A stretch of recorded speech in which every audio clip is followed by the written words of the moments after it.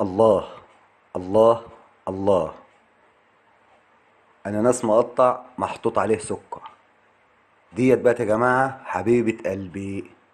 اناناسايه قطعتها زي ما انتم شايفين كده بكل خفيه كده، بحطها برش عليها سكر من فوق، ينزل عليها السكر كده، يبدأ يدوب مع الاناناس وتشرب احلى شويه عسل. ودي كانت وصفتنا النهارده، وشوفوا بقيه الحلويات.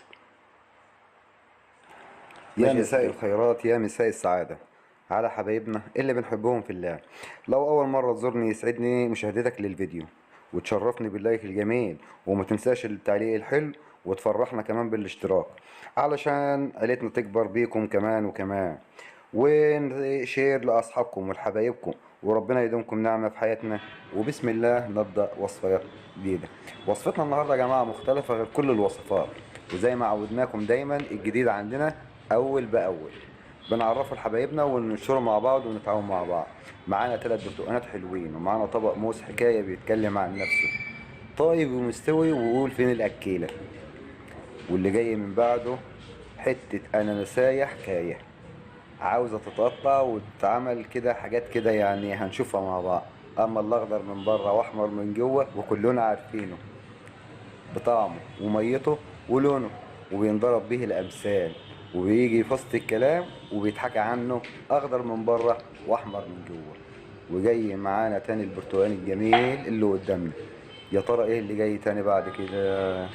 انا شايف من بعيد حاجة حمراء وحاجة موردة، والتفاح والخوخ. بسم الله ما شاء الله. معانا طبق تفاح وطبق خوخ لكل حبايبنا. اللي عاوز حاجه يا جماعه يمد ايده وياخد، ما ينكسفش. انا النهارده بعزم عليكم بصراحه كده وقلبي جامد، عشان عارف ان محدش هياخد حاجه. تمام. حبيت اشارككم الوصفه النهارده واعمل تغيير جديد برضه في القناه عندنا. نقدم حاجه مختلفه شويه طبعا غير الاكل واللحمه والسمك. عملنا كذا حلقه عن اللحوم والاسماك. والفتره اللي فاتت الاسبوع اللي فات برضه عملنا حلقتين عن البيتزا والمعجنات. ولسه مستمرين، والجديد واللي جاي احلى واحلى. شايفين الكوبايتين دول؟ الكوبايتين دول في الاخر هيبقى حكايه. وطبعا السكينه بتاعتي اللي ما اقدرش استغنى عنها ابدا، دايما لازم تبقى قدامي.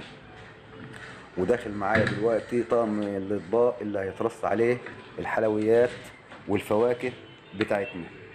ووسع يا عم الشغل بتاعنا والصينيه بتاعتنا، ونبدا هنعزم حبايبنا ونعمل عرض جديد وفيديو جديد على اليوتيوب يتكلم عنه ويقول قناة يوميات محمد وسومة.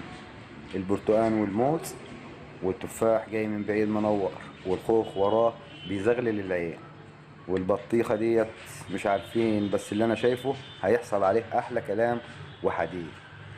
ومعانا بقى التصوير من فوق الجو، وزي ما انتم شايفين كده الوضع من فوق حاجة حكاية حكاية حكاية حكاية. تمام. ماشي.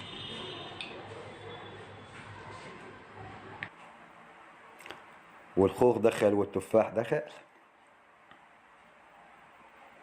والبرتقال اتحط في الاطباق وكل حاجة راحت مكانها، وعاوزين نبدأ نعمل حاجة. والبطيخة اتقشرت وطلعت حلوة يا جماعة والله، حمرا وخضرا وجواها بذر. والكوبايتين اللي هناك دول تبعنا برضك معانا في الفيديو اللي احنا هنقدمه النهاردة. طبعا يا جماعة انا عامل فيديو مختلف عن اي فيديو عن اليوتيوب. حبيت ان انا يعني ادخل حاجة فريش برضك كده معانا، نعمل حاجة يعني مختلفة شوية بالرغم ان عندنا شغل كتير. وان شاء الله هتشوفوا من عندنا الجديد دايما يا ربي ليكم باذن الله. هنبدا نمسك البطيخه مع بعض كده ونبدا نقطع البطيخه.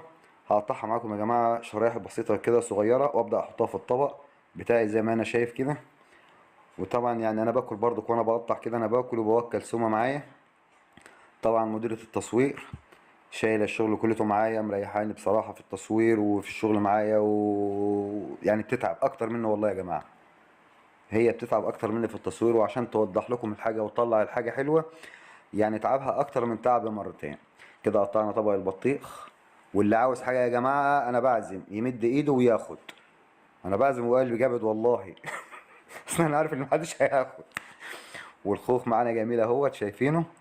والطبق البطيخ اترص ودخل معانا بات سيد الموقف التفاح، وهيتقطع 4 قطع ولا ايه اللي هيحصل فيه؟ قطعناه وقسمته ل4 شرايح معاكم كده حلوين. طبعا انا ما قشرتوش من قلبيه، سبته زي ما هو مقفول كده عشان يعني انا عاوز يتم مع بعضه وكده.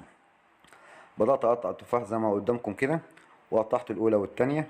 وعلى فكرة في حركات هتحصل دلوقتي في التفاح من جوه، وهتشوفي حاجات كده. يعني دايما انا بحب اعمل ديكوريشن للحاجة بتاعتي، احب اطلع الحاجة قدام عينيا مريحاني، منظر عينيا ليها في الحاجة يا جماعة كده تبقى انا مرتاح لها. تمام. معانا برضو خبط بطيخ بعد ما اتقطع، ومعانا الخوخ محطوط في الطبق زي ما هو كده. وداخله بقت معانا دلوقتي الشمامة الحلوة ديت يا جماعة، كانت مستوية وطعمها والمية اللي فيها زي السكر. عملتها بطريقة حلوة، مرضتش اعمل كوكتيل او حاجة من كده، لا قطعتها وقشرتها من بره كده وسميت عليها. زي ما انتم شايفين كده اللون الاصفر الزبدة اللي من جوه ده اللي بيتكلم. طبعا انا قطعتها قدامكم كده بالجنب بالطريقة بتاعت الحلوة ديت. يا ريت تشكرونا برضك، وعاوز اسمع التعليقات بتاعتكم والكومنتات بتاعتكم الحلوة. وما تنسوناش من اللايك يا جماعة والشير والاشتراك في القناة عشان نكبر بيكم. وان شاء الله يا رب مكملين مع بعض على طول. قطعنا يمين وشمال، وقطعنا 4 حاجات صغيرة كده، وزي ما احنا برضك ماشيين بنقطع. وبرضك بعيد واكرر، اللي عاوز حاجة يا جماعة يمد ايده وياخد. شايفين اللقطة دي جايبة من الجنب عاملة ازاي يا جماعة؟ حكاية. التصوير يا جماعة والله ما الفيديو ما هو الا تصوير، مش ان هو اكلة بتتعمل او طبخة. التصوير لو طلع حلو الدنيا كلها بتبقى حلوة. قطعنا الطبق بتاعي بعد اللي انا بنزله ده، طبعا هنزل فيه الشمامة بتاعتي زي ما انتم شايفين كده يا جماعة. بالراحة بالراحة عليه، بالراحة يا عم محمد. ايوه تمام كده.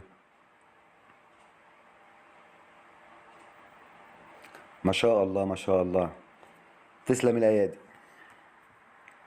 حاجة كده يا جماعة زي ما احنا شايفينها كده، يعني بصوا الدهب بيتكلم عن نفسه. دهب بيتكلم عن نفسه. ما اقدرش غير اقول انه دهب وبيتكلم عن نفسه وبيعرض عن نفسه. شايفين شوط السكر اللي من فوق دول؟ اهو ده السكر المحلي محطوط عليه كريمة. انا ما بعرفش اشتغل يا جماعة واحط اي حاجة في الاكل او في اي وصفة بعملها الا بايديا. بوزن الحاجة بايديا كده، بوزنها. اهو ده السكر محلي محطوط عليه كريمة. طبعا السكر ده يا جماعه بعد ما بيدوب بقى مع الاناناس المتقطع ده حكايه. الميه اللي بتبقى متصفيه تحت ديت حاجه خطيره. طبعا خدتوا بالكم من شكل التفاحه اتعملت ازاي، والسكر زي ما انتم شايفينه كده اهوت. سكر محلي محطوط عليه كريمه، يعني حاجه من الاخر كده. اناناس شمام زي ما تقولوا قولوا. انا مستني التعليقات بتاعتكم. تمام. بس انا شربت شويه كوكتيل من تحت يا جماعه وشويه سكر. سكر سكر سكر. البطيخ بتاعنا اهوت والحمد لله احمر مشقرق، والخوخ بتاعنا منور، والبرتقال بتاعنا جاي يتقشر زي ما انتوا شايفين كده. قشر يا عم قشر. ايوه. قشر وقطع. كمان مرة يا جماعة بأكد، اللي عاوز حاجة يمد ايده وياخد. اللي عاوز حاجة يمد ايده وياخد. رحنا بقى كده على الخلاط وبدأنا نضرب البرتقال بتاعنا في الخلاط. ومش هسمعكم صوت الخلاط. هعمل بقى معاكم كوبايتين عصير فريش نشربهم انا وسومة، واحنا ماسكين الصينية دي كده بنمزمز عليها. زي ما انتم شايفين كده طبعا انا بصب اهوت. وعلى فكرة يا جماعة أنا بحب المطبخ وبحب شغل المطبخ، لأن دي أصلا في الأساس دي شغلتي.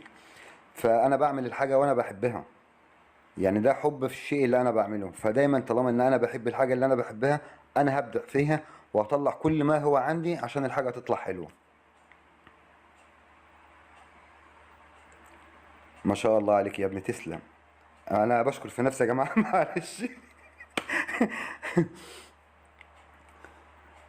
شايفين طبعا التصوير سوما بتصور بتجيب الماء. طبعا أنا جبت التلج من التلاجة. وعلى فكره يا جماعه انا ما حطيتش التلج في الشفشه معايا على طول، لا عشان الميه التلج ما يسيحش في وسط البرتقال ويبدا ان هو يفك. فجبت الطبق الجميل بتاعنا الحلو ده قدامكم ده، وحطيت فيه التلج بقى، وقلت يعني ايه هحط في كاسات كده وهعمل شغل وحكايات وفرفش كده العمليه وتبقى العمليه حلوه. وحطيت زي ما قدامكم كده بقى في كل كوبايه قطعه من التلج. وانزل يا معلم بالايه بالعصير. واجمل حاجه بقت حدوته. حدوته حدوته بمعنى كلمة حدوته. حدوته بمعنى كلمة حدوته. شايفين اللي قدامكم ده؟ حبيبة قلبي، حبيبة قلبي الاناناسة ديت، والتفاحة ديت روح قلبي من جوه، بالوردة والجميلة اللي هي عاملاها دي والشكل الجميل ده. اما البطيخ والمية وطعامته وحلاوته واللي بنستفيدوا منه في الجسم بتاعنا، واللي جاي بعده واللي داخل بعده، الخوخ الجميل هينور ويطلع على الشاشة. ما شاء الله. طبعا انا ظبطت الظبطة قدامكم ورصيت الاربعة جنب بعض، وكده كوبايتين العصير بتاعنا حلوين ومنورين وجنبهم الشفشة، وتطلع من فوق.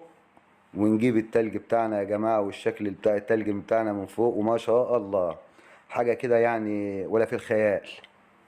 طبعا شايفين الصورة بتاعتنا من فوق كده بتتكلم عن نفسها.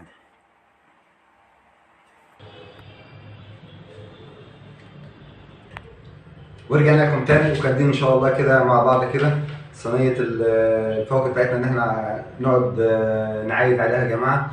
يا ريت الفيديو النهارده يكون عجبكم، اللي ما اشتركش في القناة يشترك ويفعل زر الجرس ولايك وشير في الخير. والسلام عليكم ورحمة الله وبركاته، اتفضلوا معانا.